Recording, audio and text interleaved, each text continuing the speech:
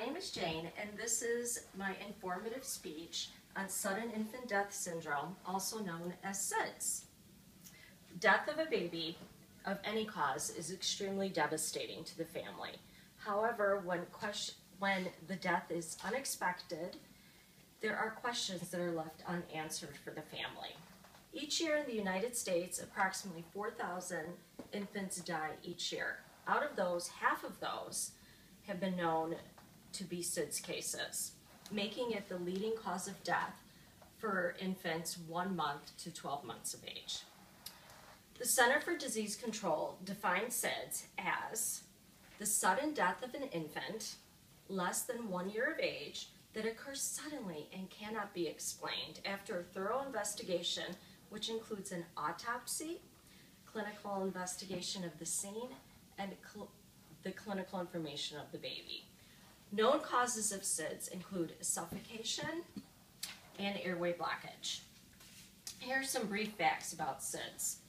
Most babies that die of SIDS appear to be healthy babies prior to their death. They die in their cribs, so it is also known as crib death. However, cribs do not cause SIDS. However, the environment influences their death. 60% of SIDS victims are male, whereas 40% are female. Majority of cases occur between 1 and 4 months of age. The American Academy of Pediatrics, along with the National Institute of Child Health and Human Development, launched a Back to Sleep campaign in 1994.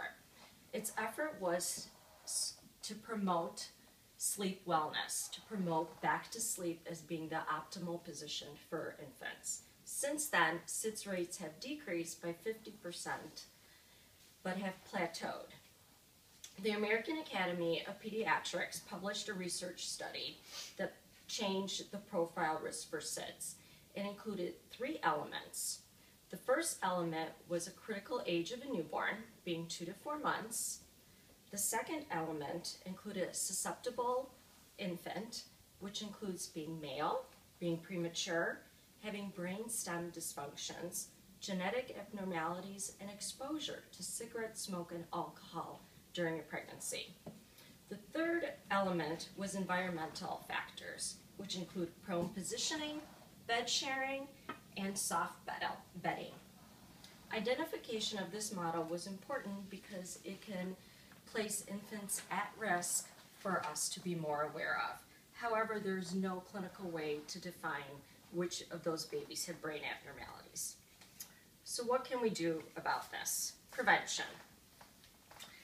The best way to stop sudden infant death are to take steps for parents and caregivers to protect the baby by providing a safe sleep environment. Your baby should always be placed on its back to sleep. There should be no stuffed animals in the bed, no toys, no big blankets or bedding. There should be no bumpers. There should be a nice, firm mattress with a nice fitted sheet. Basically, your baby should be alone in its bed. You can share a room with your baby, but not a bed. Pacifiers have been known to be encouraged to be used. However, there should not be a string attached to your child. Breastfeeding should be promoted. You should breastfeed as long as you can. Breastfeeding has numerous health benefits for you and your baby.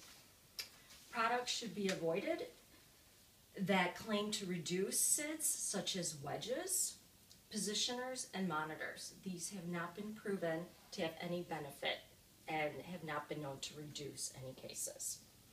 And education. Educate everyone who takes care of your baby so that you know your baby is in a safe environment.